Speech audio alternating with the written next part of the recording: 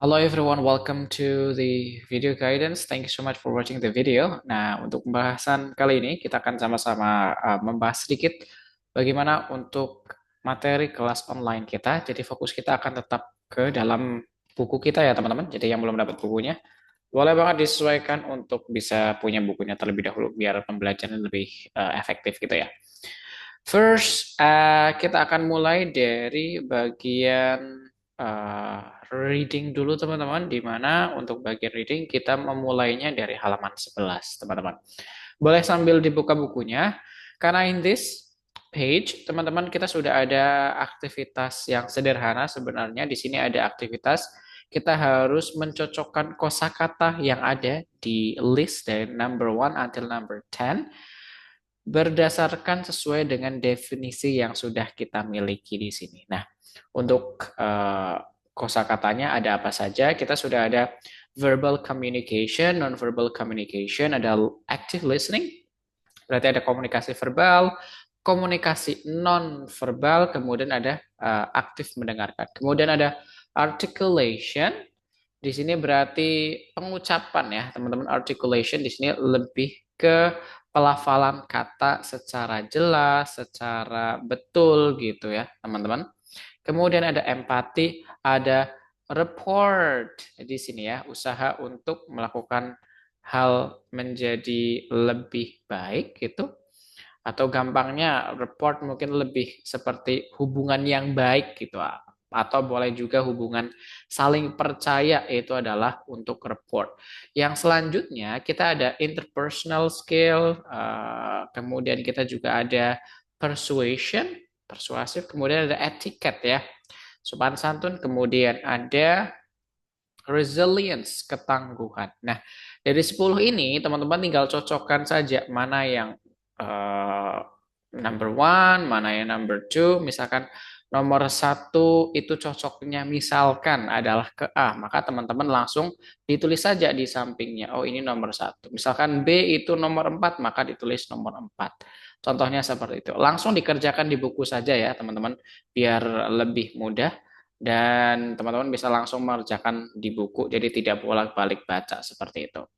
Kemudian setelah kita bisa mencocokkan antara definisi yang tepat dengan kosakata yang sudah ada di list, kemudian kita menggunakan kosakata yang ada, yaitu 10 kosakata ini, kita gunakan ke dalam teks yang ada di halaman selanjutnya, yang ada di halaman 12. Teman-teman bisa sambil simak dengan membuka bukunya juga ya, di halaman 12, di halaman selanjutnya di sini. Nah, di situ kita sudah ada teks yang dimulai dari kata effective communication sampai dengan yang paling pojok bawah itu ada professional context gitu ya.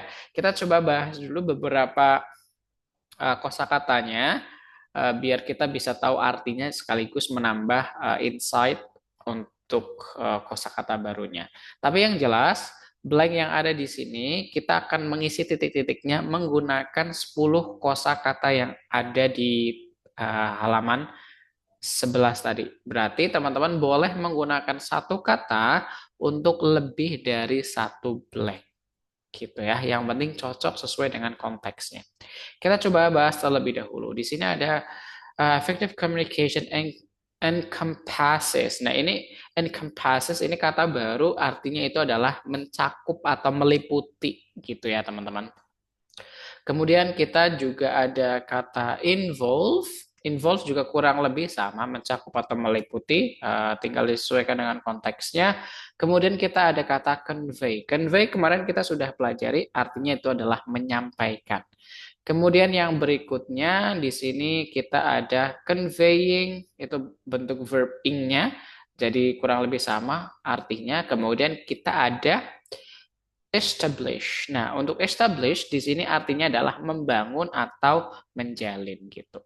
Nah, maka kita bisa lihat ternyata effective communication itu meliputi verbal dan non-verbal elements. Kemudian dijelaskan titik-titik meliputi clear. Nah, berarti di sini setelahnya adalah adjective. Sorry, ini clear adjective berarti setelahnya pasti di sini adalah noun ya. Maka teman-teman tinggal sesuaikan saja mana nih di pilihan ganda di antaranya yang itu adalah bentuknya noun, maka tinggal dimasukkan saja. Yang itu eh, kita cocok dengan konteks pembahasannya di sini, di mana ini masih membahas tentang effective communication, gitu ya. Bagaimana menyampaikan komunikasi, express ideas, kemudian agar percakapannya bisa lebih engaging atau lebih menarik, gitu ya. Kemudian untuk kosakata yang selanjutnya yang perlu kita bahas di antaranya ini guys, yang paragraf selanjutnya ada requires. Requires ini mengharuskan ya atau mensyaratkan, harus juga boleh dalam konteks ini. Kemudian yang selanjutnya ada acknowledgement. Acknowledgement ini dari kata acknowledge, mengakui. Acknowledge di sini artinya adalah pengakuan atau artinya juga bisa penerimaan. Misalkan di sini konteksnya adalah acknowledgement of the speaker's perspective, berarti pengakuan dari sudut pandangnya si pembicara atau si penutur gitu ya. Kemudian kata fostering, fostering kemarin kita sudah sempat menyinggung ya kosakata ini. Jadi fostering itu artinya adalah mendorong gitu, memupuk gitu ya. Kemudian kosakata ini ada deeper, deeper itu dari kata deep. Deeper artinya lebih dalam gitu ya. Deeper connection, koneksi yang lebih dalam gitu. Kemudian yang selanjutnya ada essential. Essential berarti ini very important ya teman-teman. Artinya adalah sangat penting. Kemudian oke, ini ada conducive. Sebelum ke conducive kita ada building dulu. Building itu artinya membangun. Jadi kita harus membangun titik-titik dan positive relationship, dan hubungan yang positif itu create an environment conducive. Jadi conducive itu kondusif, artinya terkendali gitu ya. Kemudian kosakata yang selanjutnya kita ada diverse. Diverse di sini artinya beraneka ragam, teman-teman. Jadi tidak hanya satu tapi ada banyak dan berbeda-beda, itu namanya diverse. Di sini ada navigate, the ability to navigate diverse perspective, itu berarti di sini artinya adalah bisa kemampuan kemampuan untuk mengarahkan gitu ya. Kemampuan untuk mengarahkan sudut pandang yang beraneka ragam adalah kunci. Kunci apa? Titik titik titik. Kayak gitu. Kemudian kata selanjutnya yang kita pelajari adalah adapt.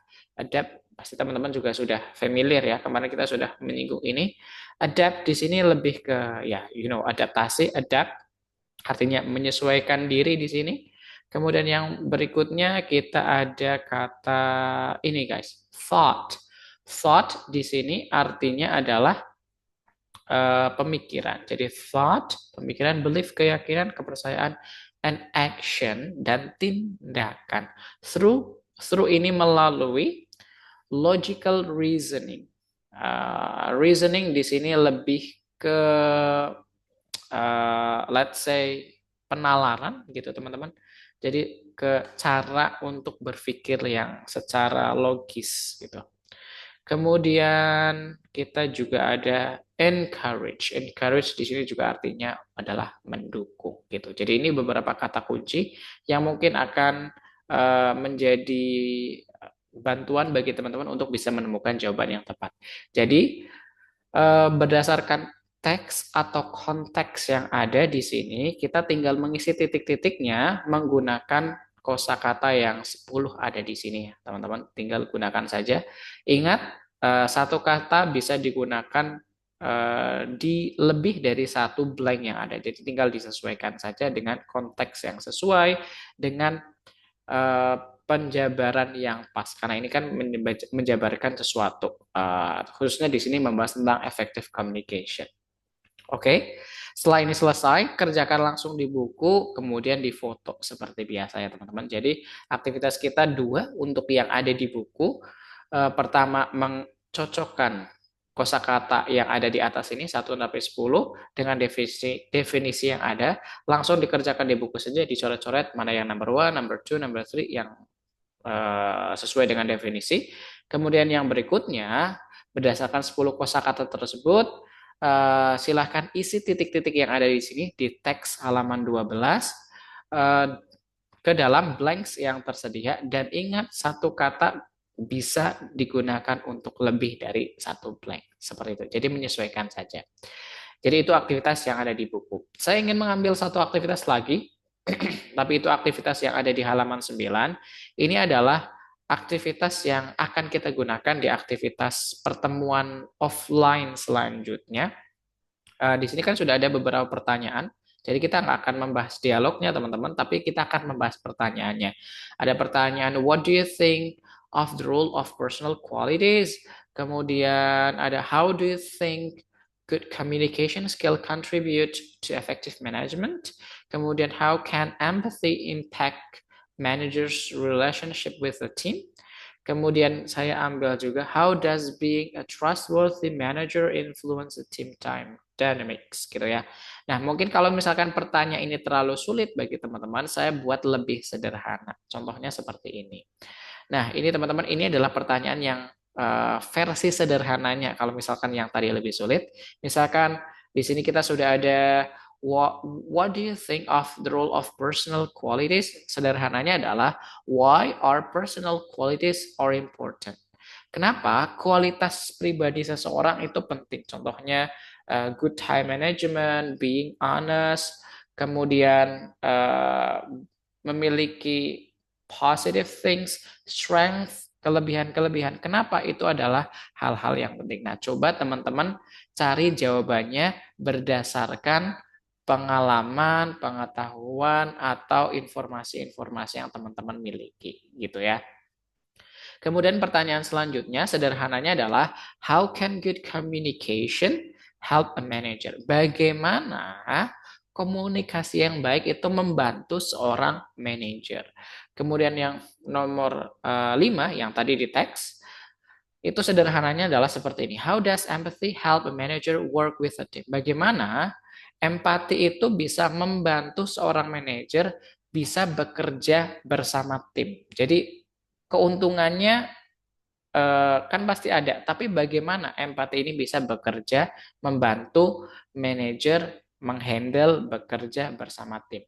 Kemudian pertanyaan yang selanjutnya yang diambil dari teks adalah, how can trustworthy manager help the team work better?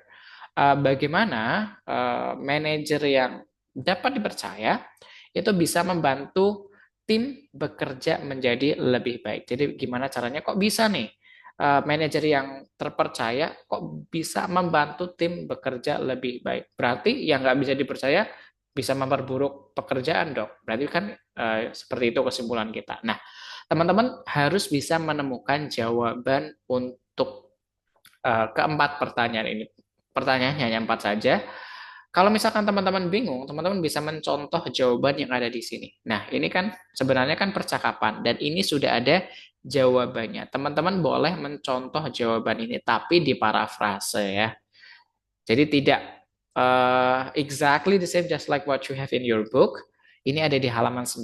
Teman-teman boleh mencontoh jawaban ini. Yang penting dipersiapkan. Jadi ketika nanti saya tanya di pertemuan offline selanjutnya, keempat pertanyaan tersebut, teman-teman bisa langsung menjawabnya tanpa harus lihat buku terlebih dahulu, kemudian baca. Enggak ya.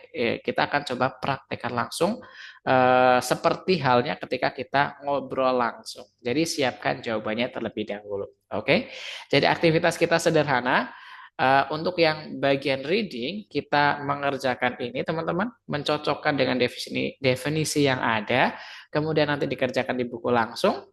Yang selanjutnya, dengan kosakata yang sudah dipelajari, isilah titik-titik yang ada di halaman 12 ini, dengan 10 kosakata yang tadi sudah digunakan. Kosakatanya kosakata yang ini ya, bukan definisinya, tapi kosakatanya. Kemudian langsung diisi di teksnya. Setelah teman-teman mengisi di sini, lalu difoto teman-teman. Oke, difoto. Lalu fotonya itu diupload di link yang akan saya sediakan. Jadi nanti tugas itu diupload di link yang saya sediakan. Langsung dikerjakan di buku, difoto, langsung diupload di link yang saya sediakan. Kemudian kalau yang ini gimana? Yang di halaman 9, yes, tetap persiapkan jawabannya. Kalau teman-teman sudah ada jawabannya, boleh sekalian difoto kemudian diupload.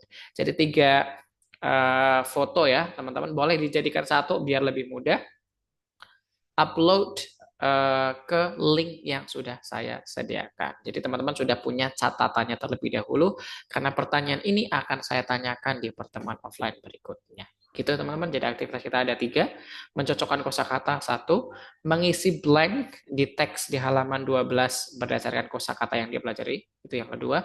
Yang ketiga adalah mempersiapkan jawaban untuk keempat pertanyaan ini yang akan saya tanyakan di dalam pertemuan offline berikutnya. Gitu teman-teman.